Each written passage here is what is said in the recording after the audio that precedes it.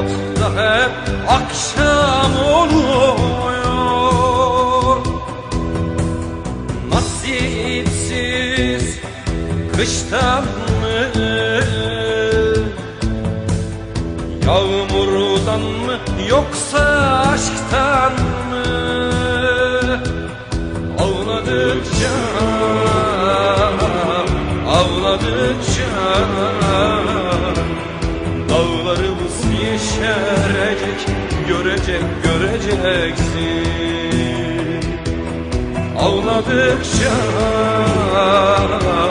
ağladıkça geceyi tutacağız, göreceksin. Ağladıkça,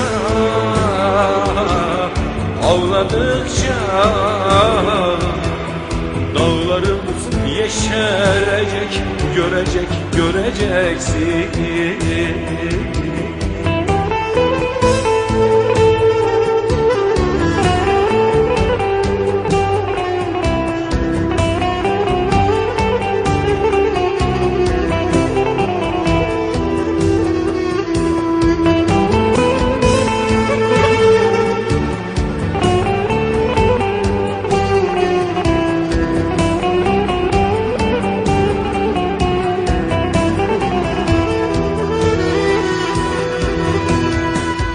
Yazıda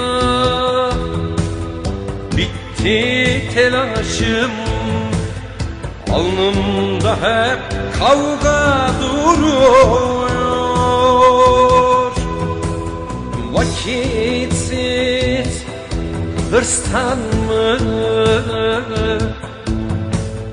bahardan mı, yoksa aşktan mı?